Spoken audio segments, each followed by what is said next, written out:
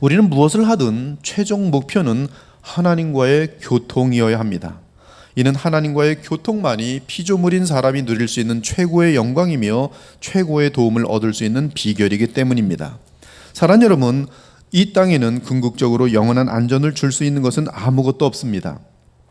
인생에는 누구나 죽음이 찾아오는데 그 죽음을 피하게 할 수 있는 것은 아무것도 없습니다.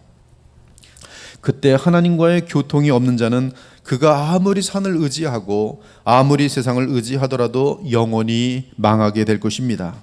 그러므로 이 땅에서나 죽음 이후의 저 세상에서나 영원토록 안전한 도움과 무한한 도움을 주시는 분은 오직 영원하고 무한하신 우리 주 하나님밖에 없다는 사실을 잊지 않기 바랍니다.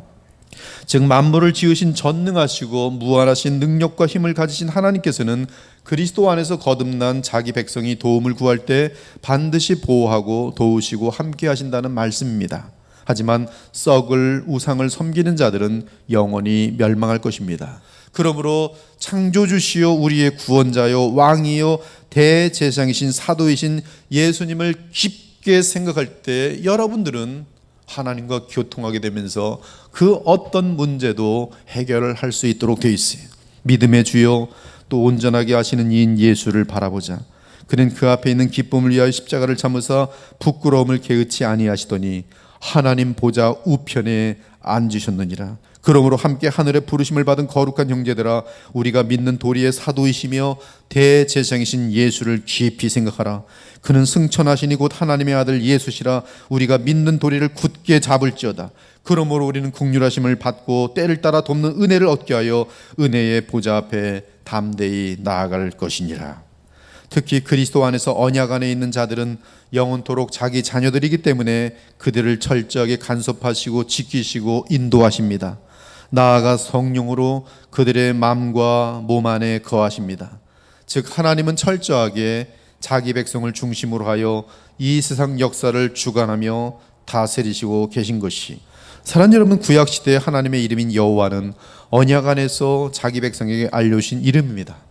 신약으로 오면 새 언약의 모든 요건을 만족시킨 예수 그리스도와 그분의 십자가의 희생으로 인하여 우리는 하나님의 새로운 이름을 알게 됩니다. 그 이름은 성부, 성자, 성령이, 그리고 이 새 언약을 위해 독생하신 하나님이신 성자께서 사람의 몸을 입고 오셔서 하나님의 아들이요 그리스도가 되신 것입니다. 그러므로 누구든지 예수 그리스도를 믿으면 그들은 여호와 하나님의 영원한 언약 대상이 됩니다. 바로 성령으로 거듭난 우리 신자들인 것이. 아무튼 중요한 것은 시편 121편에 여호와의 이름이 6번이 나오는데 이는 언약 백성을 향한 하나님의 약속을 말하는 것이, 이때 그 언약 대상은 정확하게 이스라엘입니다. 따라서 우린 시편 121편을 보며 그리스도 안에서 하나님 자녀가 된 모든 자들은 이 노래 가사를 믿고 확신할 수 있습니다. 그 이유는 예수 그리스도를 중보자로 두고 하나님과 연합한 사람들은 영원토록 취소될 수 없는 새 언약의 보장된 맹세된 복락 안에 이미 들어와 있기 때문입니다. 그러면 참 이스라엘에게 무엇이 보장되어 있습니까? 하나님의 이름으로, 예수 그리스도의 이름으로 새 언약 안에서 참 이스라엘에게 무엇이 맹세로 보장되어 있습니까? 첫째, 3절을 보면 실족하지 않는 것이 보장되어 있습니다. 이에 대해 시편 37편 23절 24절은 이렇게 표현합니다. 여호와께서 사람의 걸음을 정하시고 그의 길을 기뻐하시나니 그는 넘어지나 아주 엎드러지지 아니함은 여호와께서 그의 손으로 붙드심이라. 그러면 무엇이 실족입니까? 가장 궁극적인 실족은 죄로 인해 지옥에 떨어지는 것입니다. 그러나 이스라엘에게는 그런 일이 있을 수 없습니다. 물론 이 땅을 살아가면서도 실족하는 일이 많이 있습니다. 어리석어서 실족하고 또는 죄를 지음으로 말미암아 자주 실족합니다. 그러면 하나님은 징계하십니다. 징계하시며 새롭게 세워주시고 다시 일어나 달려가게 하십니다. 너희가 징계를 받을 때 인내하도록 하라. 하나님이 아들과 같이 너희를 대우하시나니 어찌 아버지가 징계하지 않는 아들이 있으리요. 징계는 다 받는 것이거늘 너희에게 없으면 사생자여 친아들이 아니니라. 또 우리 육신의 아버지가 우리를 징계하여도 공경하였거든 하물며 모든 영의 아버지께 더욱 복종하며 살려하지 않겠느냐. 그들은 잠시 자기의 뜻대로 우리를 징계하였거니와 오직 하나님은 우리의 유익을 위하여 그의 거룩하심에 참여하게 하시느니라. 무릇 징계가 당시에는 즐거워 보이지 않고 슬퍼 보이나 후에 그로 말미암아 연단 받은 자들은 의와 평강의 열매를 맺느니라. 성경은 우리의 삶이 죄에게 패배하여 거룩함과 화평함에서 벗어나면 그것을 실족이라고 부릅니다. 하나님은 이러한 실족한 우리를 회복시키시기 위해 징계하십니다. 즉 주의 징계는 우리로 하여금 실족하지 못하도록 하는 보장인 것이, 그것이 우리를 실족치 않게 하시는 주의 은혜란 말씀이. 따라서 우리는 이 땅에서 징계를 당하지 않기 위해 철저하게 죄와 싸워야 합니다. 주께서는 그러한 진심을 가진 자녀들이 다시는 실족하지 않도록 하늘의 신령한 능력으로 도우실 것입니다. 실족치 않는 것이 우리에게 보장되어 있어요. 죽음 이후에도 지옥이 아니라 천국으로 보장이 되어 있어요. 둘째는 이스라엘을 지키심이 보장되어 있습니다. 여기서 지킨다는 원어 샤마르는 보호하다, 눈을 고정하여 지켜보다라는 뜻입니다. 어린 자녀가 놀이터에서 놀 때 그 아이의 엄마 눈은 그 아이를 지켜봅니다. 그것이 샤마르예요. 그런데 하나님의 눈이 이스라엘을 지켜봅니다. 사실 시편 121편은 샤마르가 주제입니다. 그러므로 여러분이 그리스도 안에 있는 주의 자녀라면 하나님은 여러분의 평생 동안 결코 여러분에게서 눈을 떼시는 일이 없습니다. 이를 강조하기 위해 3절에서도 졸지도 아니하신다고 하고 4절에서는 여호와 하나님 졸지도 주무시지도 아니하신다고 반복합니다. 이에 주께서는 한순간도 우리에게서 눈을 떼지 않으시고 또한 영원히 떼지 않으시며 완전하게 완벽하게 그리고 영원히 우리를 지켜 보호하신다는 말씀이, 그것이 보장되어 있어요. 여러분이 이 사실을 믿는다면 마음에 평안이 올 것입니다. 연약한 어머니의 품에서도 가장 연약한 아기가 행복과 평안을 누리는데 하물며 전능하신 하나님께서 우리의 부모로서 늘 지켜 보호하신다는 사실을 알 때 어찌 평안과 행복을 느끼지 아니하겠습니까? 이에 창세기 28장 15절을 보면 이스라엘은 야곱에게 이러한 약속을 하셨어요. 내가 너와 함께 있어 네가 어디로 가든지 너를 지키며 너를 이끌어 이 땅으로 돌아오게 할지라. 내가 내게 허락한 것을 다 이루기까지 너를 떠나지 아니하리라. 세 번째 보장은 5절을 보니 여호와 하나님은 이스라엘의 오른쪽에서 이스라엘의 그늘이 되신다는 보장입니다. 이 구절에 대해 더욱 선명하게 드러낸 노래가 시편 16편인데요. 내가 여호와를 항상 내 앞에 모심이요 그가 나의 오른쪽에 계심으로 내가 흔들리지 아니하리로다. 이러므로 나의 마음이 기쁘고 나의 영도 즐거워하며 내 육체도 안전히 살리니 이는 주께서 내 영혼을 수월에 버리지 아니하시며 주의 거룩한 자를 멸망시키지 않으실 것임이니이다.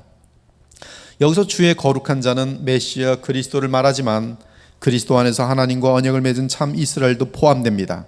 그 이유는 결국 그리스도 예수님은 참 이스라엘의 머리이기 때문입니다.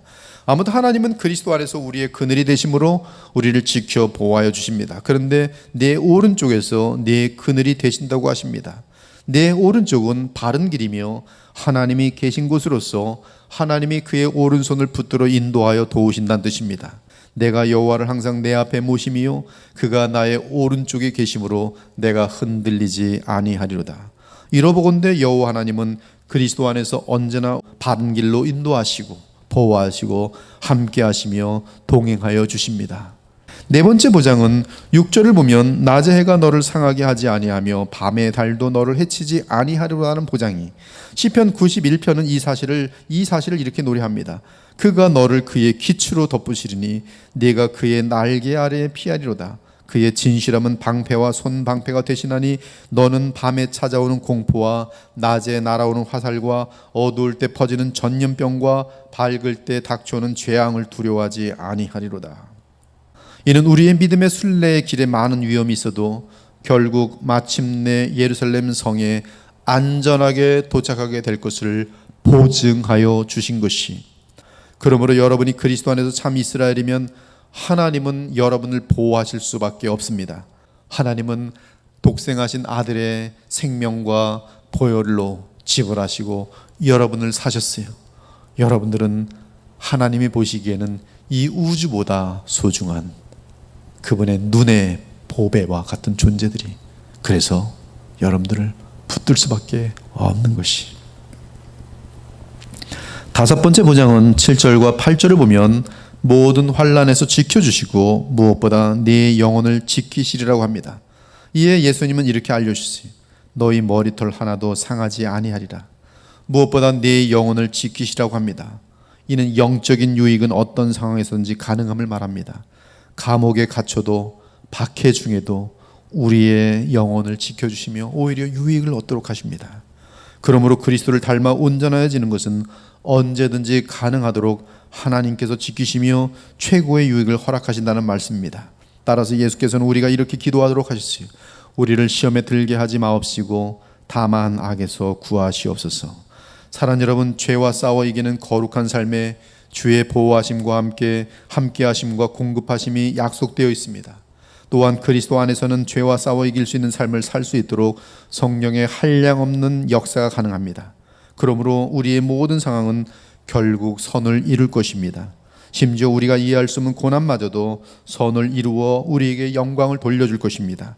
우리가 알거니와 하나님을 사랑하는 자 곧 그의 뜻대로 부르심을 입은 자들에게는 모든 것이 합력하여 선을 이루느니라.